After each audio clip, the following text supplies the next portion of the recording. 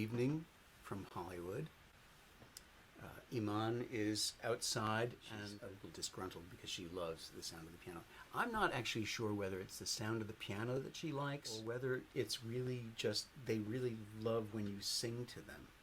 When I'm practicing, before 9 a.m. in the morning, I'm practicing through my headphones and she's nearby.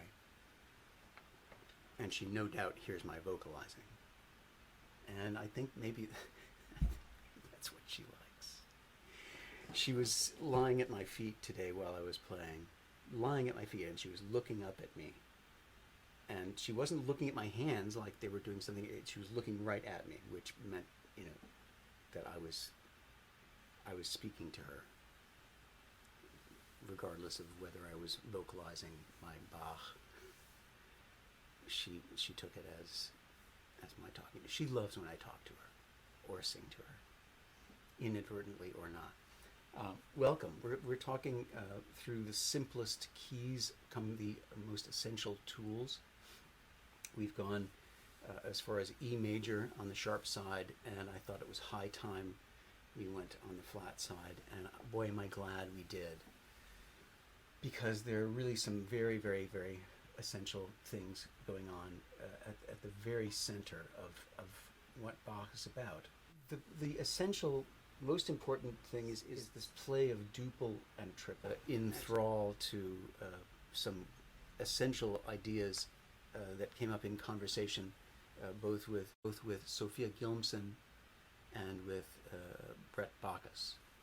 I was talking with Brett about notation, and he is an expert on all the resonances and history of notation, where it springs from in Christian symbology, numerology, and of course, the overtone series, just the Pythagorean sense of sound. And Sophia was giving a fantastic elemental demonstration of rhythm, the essence of rhythm, and the way she communicates it to beginning students. And this is actually, I think, the most amazing thing is that Sophia is training true artists from lesson one. A lot of people, teach it, that's middle C and that's, no. This has nothing to do with the keyboard initially. It has to do with acknowledging the basic pulse, which is a duple pulse. And that manifests in the early pre-keyboard days of Sophia's beginner's lessons, as up and down. And we're not dropping it on the keyboard or anything, we're just up and down. And that's basically, inhaling and exhaling, everything that we can think of in duple. But it is essentially one motion made up of two essential halves, yin and yang. And then when she wants to convey what the idea of triple is, she says the secondary, the transition, the go-between, the negotiator between these two very, very distinct, idiosyncratic and unique characters, between this and this and this. It's this transfer. 1, 2, 3, and they each have their force in life and their mission in life. Each of those beats, and we tend to, as beginners, just trying to get a stream of notes in the right place at the right time. We don't really think about how things are really affecting us, how the measure and the rhythm of the measure, the implied and implicit rhythm of the measure, is and should affect our physicality in addressing and conveying that truth of the rhythm of a measure. Whenever possible, Bach makes a great play of that ambiguity between duple and triple, the play of duple and triple. When we talked about the A major fugue We talked about it being, just like a single cell, and then an implied duple, and the triple idea didn't actually come until the intercession of the next downbeat. We're in three. Implicit play of duple and triple within the fabric of the music is something that I feel we should always be conscious of. And so when we're dealing with something like the F major, one more thing. The play of duple and triple is not just a mathematical stratagem or game, so to speak. Because my friend Brett tells me that in numerological terms, as resonant in iconography, etc., that of course the three, the Trinity, is perfection. So 3 is the symbol of perfection. 2 is humanity. And when you think of it, and when you think particularly of Sophia's manifestation of duple meter, how much more humanly manifest can we be?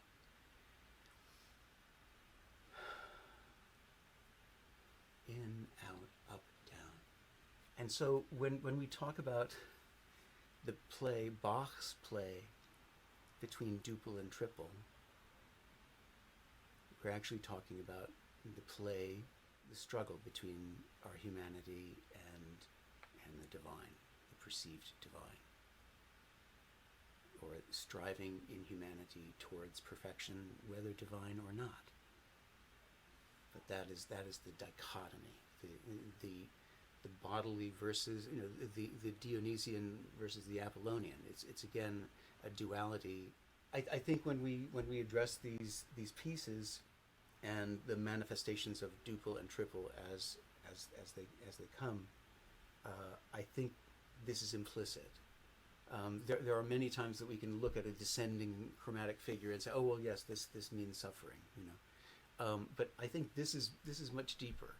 The constant play of triple and duple is the constant play between humanity and perfection, constant in every beat of this piece. When we look at this as one of the more workmanlike, truly educational, training wheels, preludes, it's easy to see that we're just dealing with contrary motion. I do break them up because I see that it is implicit in the mathematics of the thing itself that if we can, we should accentuate.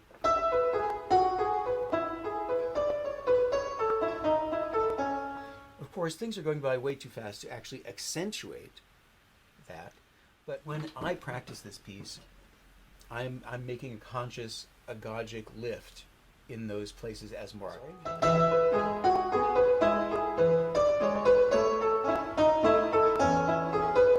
So I'm making a separation, but I think even more important and essential than this, the melodic line as being a divined proportion between harmonic elements and true melodic elements. Within that melodic subgroup, there is also the idea of motion or ornamentation. Regardless of the fact that I don't play this, I'll put in accents, but I'm thinking of these in those exact groups, right? I'm thinking of that. What is that? That's an outline of a chord.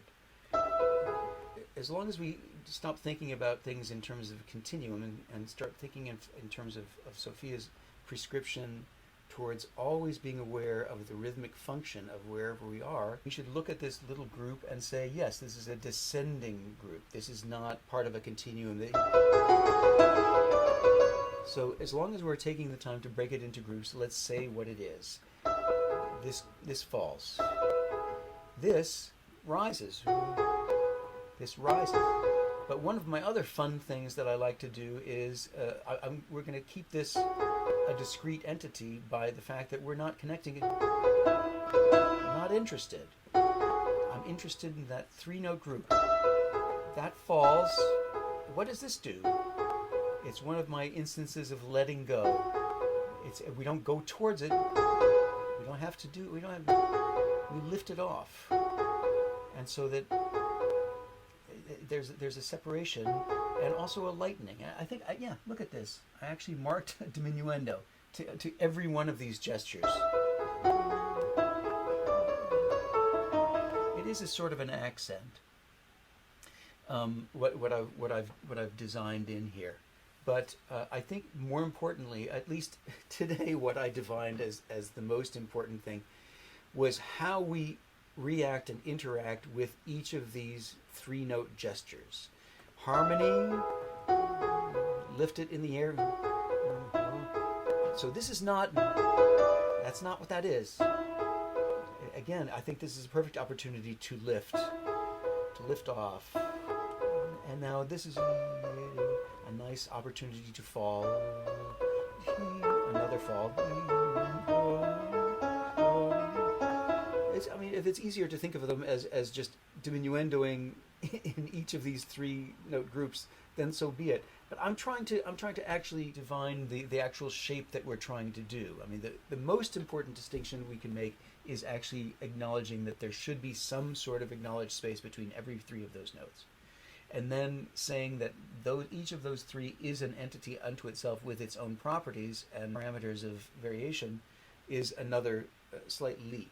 And this is all accommodated by practicing with a little bit more accentuation and also relief, really letting that go.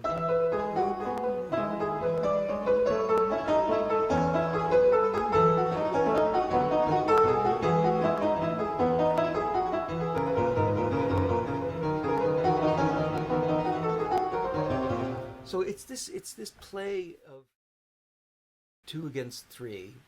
It's the play of humanity versus perfection that is the real joy of this game that Bach plays in this prelude. The fugue is unabashedly triplet-y, but I just wanted to point out I get an overt dupleness.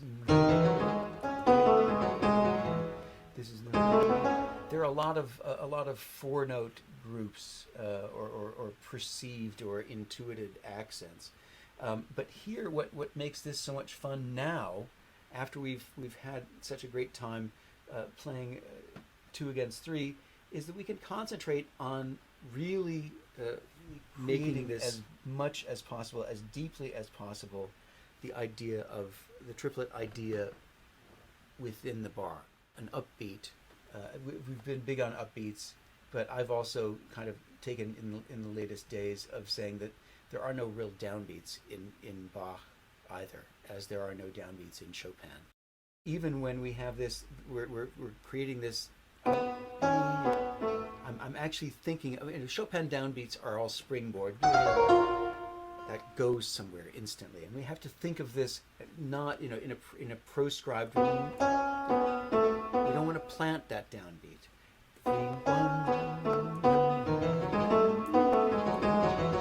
And actually, here's one of those places where I get. There is a dual quality to that rhythm, as exhibited as played in that moment. And here's one of my newfound victories in terms of ease, but this kind of ease really has to be practiced in. I'm taking that first 16th in the right hand, and I'm taking over with the left hand. And it's very hard to negotiate, and in acknowledgement, in respect for just the change of an upward scale to a downward scale. I'm taking more time, I'm willing more time, more space before the left hand takes over, and it makes me feel very happy that I'm sort of a little bit lighter on my feet than I would normally be. Do you hear that breath? That's really great.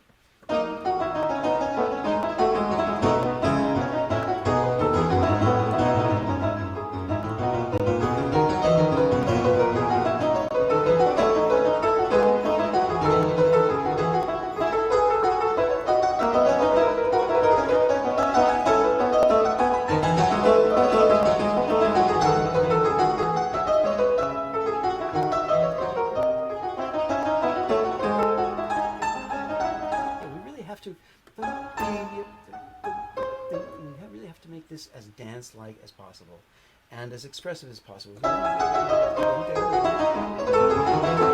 fast notes are the more expressive notes.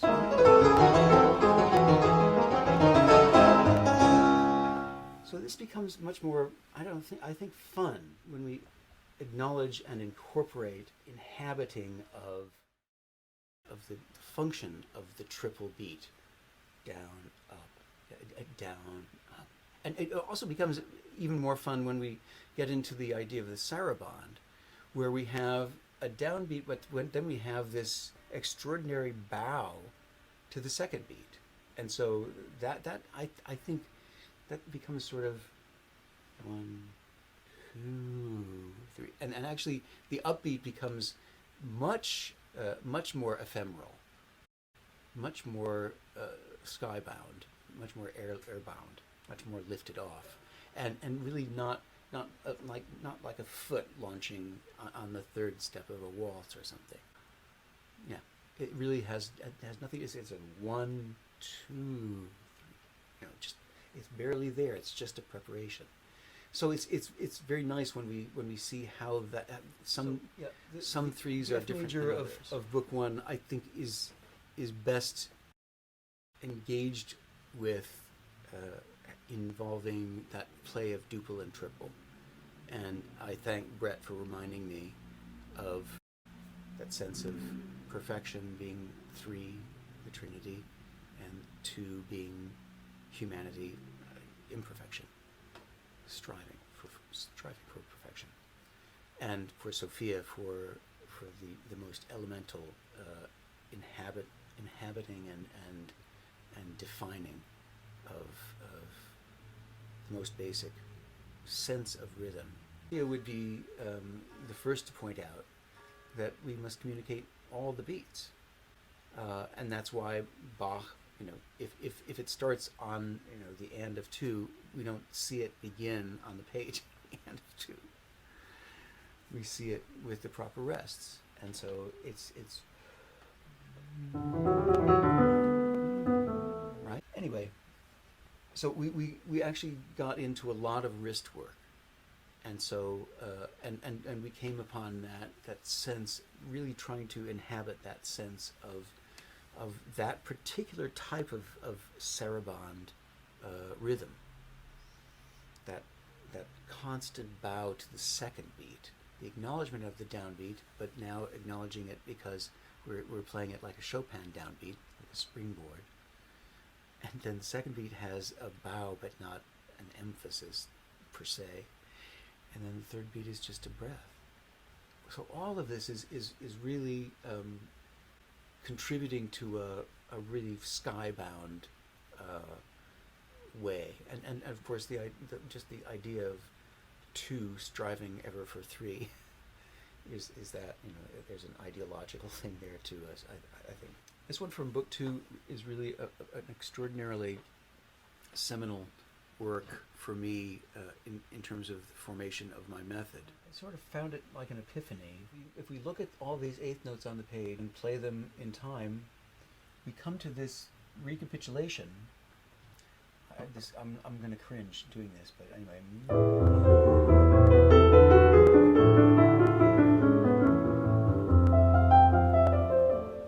I'm sorry, what?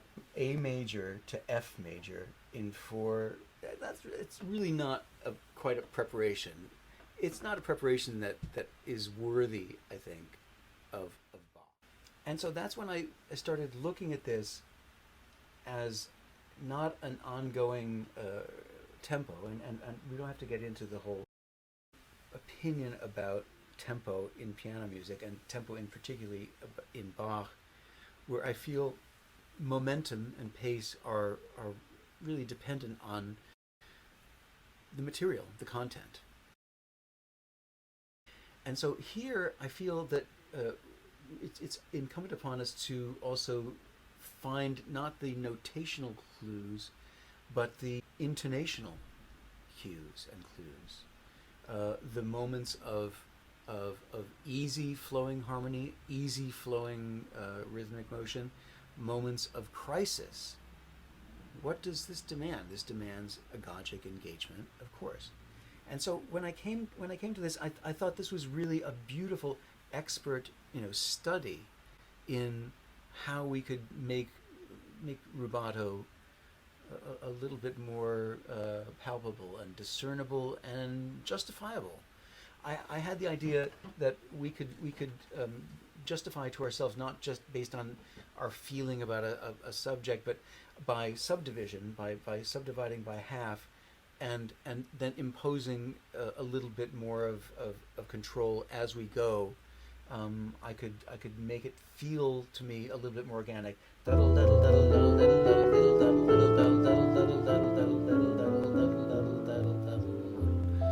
that has a naturalness about it, but because I'm playing the bones, I'm singing the bones of it. I'm doing a subdivision. It feels I can make it. It feels much more organic. And I internalize that because it's quite a lot. Because if you're used to just kind of getting all the notes in the right order and playing them in a tempo, it doesn't really make sense to get that into it. And so when you tell somebody to take time, they have no context. I think as I've said, every two notes need to be handled or acknowledged.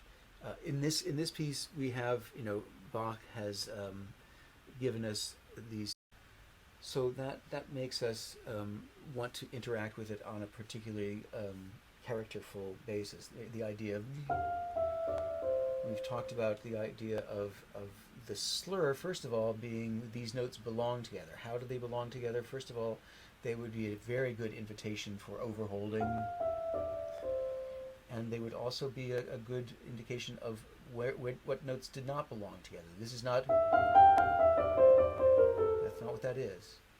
This really has to, and the slurs really have to have a beginning, and then as Sophia would have it, we would need to have a sense of down, up.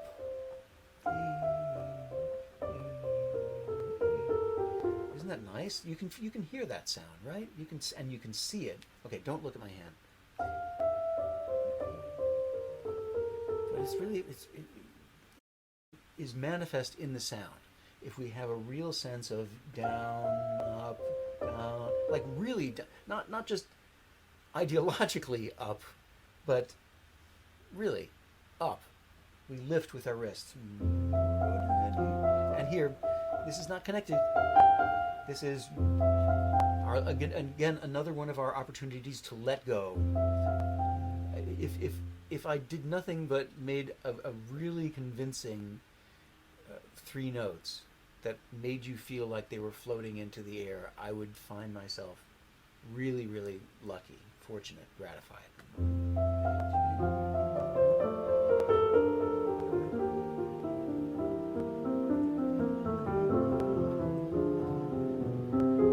This is another one of those situations where if I see something like this,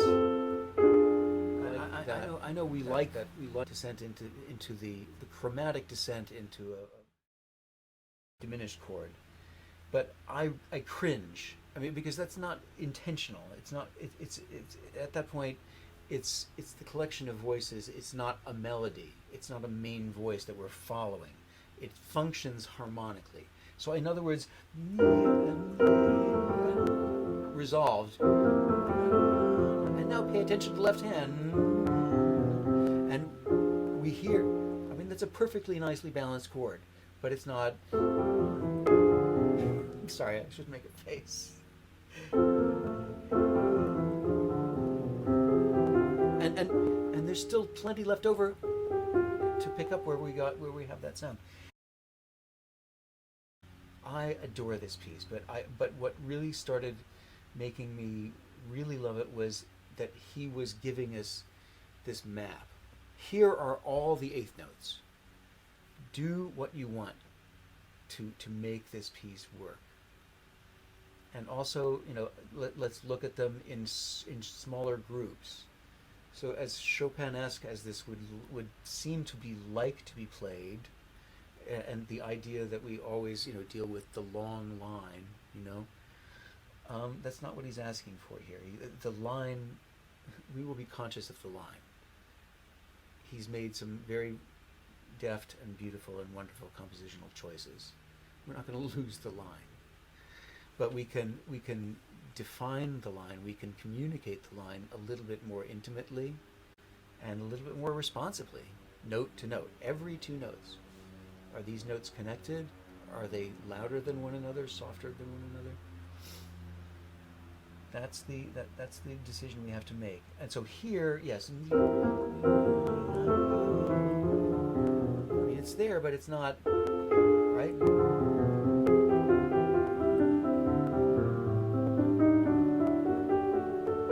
All of these deserve to have a little bit of a Gojig, to have a little space before the entrance of each voice.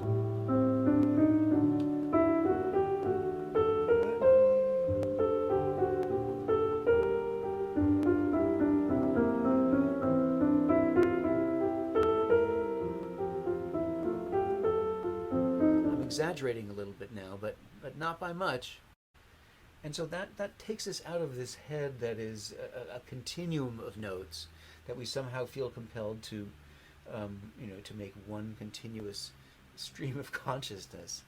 But I find it's important to follow this and now listen to the way I go through this, and when we reach points of tension, if not crisis, I will prepare the way with the eighth note stream.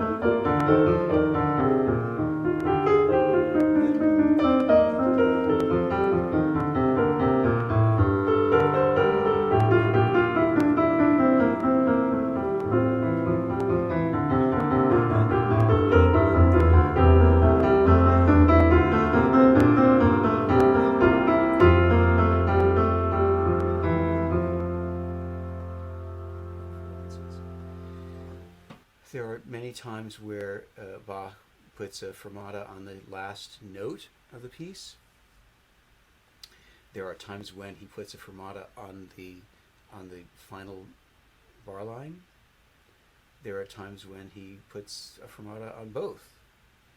So in this case, he puts a fermata on the last note, and there's not a fermata before the procedure into the fugue, and this is, I believe, intentional. So yes, we hold the fermata, roughly 1.5 times, and I have in mind, yes, we're going to be going on, and that it really has a great sort of organic quality about it in that way. So yeah, this one is not much about the play of duple and triple, but the F major book 2 is about the play of time, fabric of time, so that we are really inhabiting and seeking to serve time and serve the crenellations and ideas of the contour of the content. We serve the content with our malleability of time. I feel that we've got a duality only in that this is a 6/16, so it's a 2-beat 1 2 1 2 1, but it is also, it's got that triplet thing inside it. In the triplet 16ths is its own perfection. So the perfection is inhabited in the humanity. Yes. So I'm when I play this now, I'm taking on the fractal microscopism, going from like a decent 1 2 3 into a microcosm. It's a fractal microcosm of a triplet beat, of a triple beat, as opposed to within a duple framework.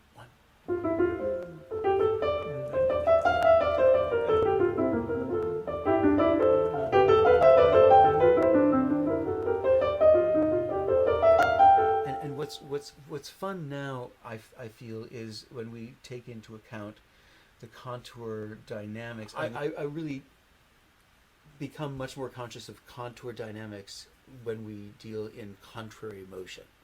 But in a situation like this, I think it's important. We always, we're good traffic cops as far as trying to make right. The idea, though, that we have to follow through is when we go down, we get lower. It also moves more easily. When we go down, that moves easily and it gets softer. And when we go up, we work a little harder, right? And it probably gets a little bit louder. It doesn't have to, but that really needs to get softer, Chris, and not be accent.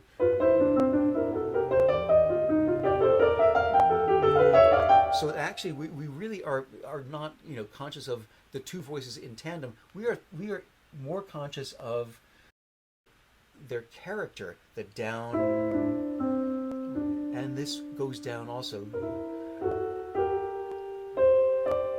right? This counts. This counts, ladies and gentlemen, as contrary motion. This half measure. That counts as contrary motion and has to be dealt with accordingly. So going down,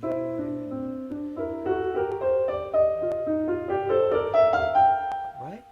Doesn't that sound clearer? And it gives the bar structure clarity, and it gives the inner rhythm clarity. It's a 3 within the 2. So we don't have really, we've got a little bit of hemial action coming up, which is fun. It's actually it's a 4 across a 3 bar. Well, actually, let's get to it, and then I'll point it out.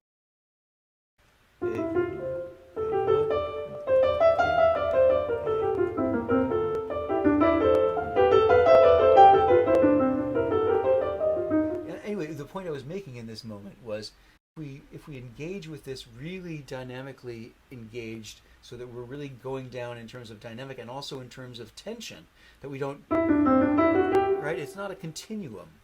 It's a falling in the right hand now.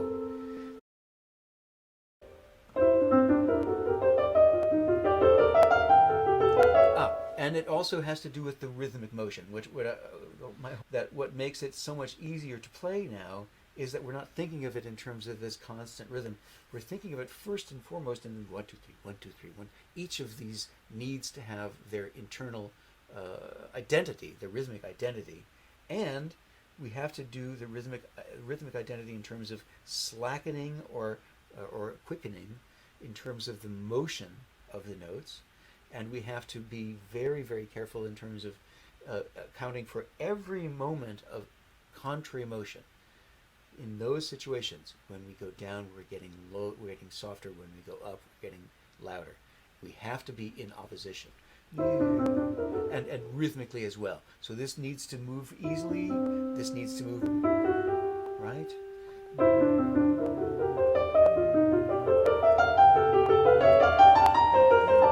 And as we get more further along, we can actually engage more of the space between, or actually make it more of a continuum.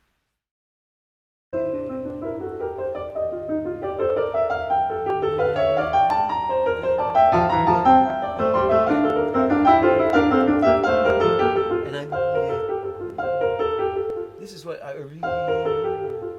And so we really have to... Well, here's our old friend, the falling tetrachord. The falling tetrachord will always only do one thing. Diminuendo and relax. And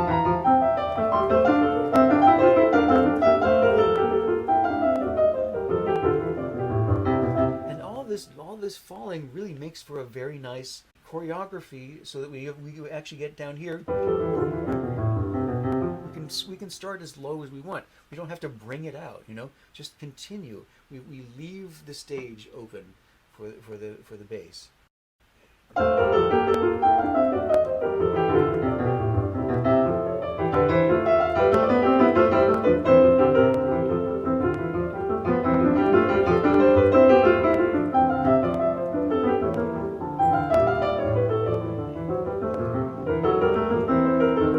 This is a hint. It starts getting a little hemiola-y. Right?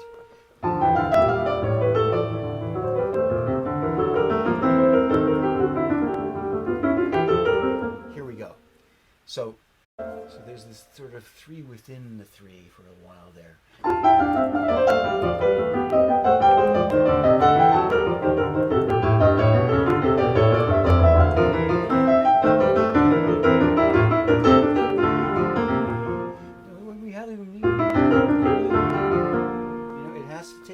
Preparation. And I really maintain that it's not just the danceability of these dotted rhythms that we have to be aware of. I feel that these appearances of dotted rhythms, even though we can't get away from dotted rhythms in this texture, there will not be a procession downward. It will always be somewhat syncopated.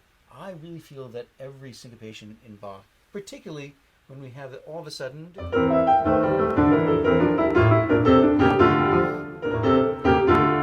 it's a deceptive cadence, and well, not so deceptive. We see where it's going, but that syncopation, that act of syncopation itself, I really believe is his way of saying, put on the brakes, okay? And then we'll proceed.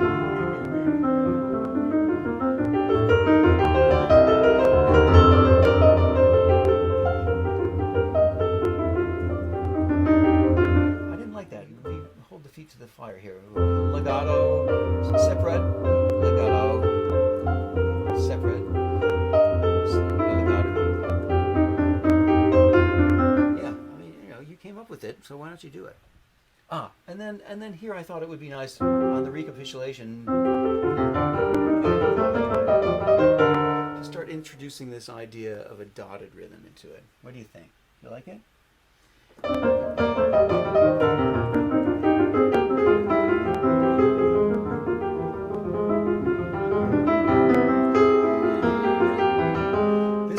Surprise. This tied note is a surprise. It needs some time.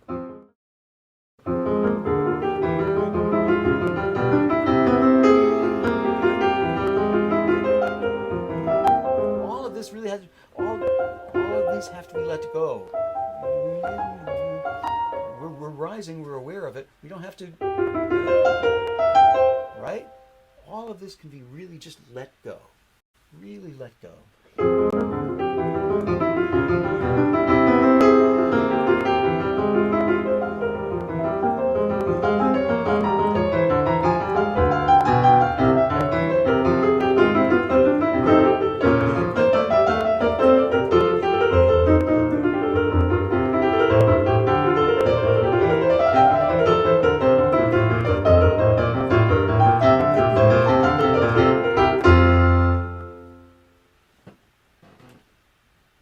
That's my story, and I'm sticking to it. We'll see you most likely in June sometime, so stay tuned.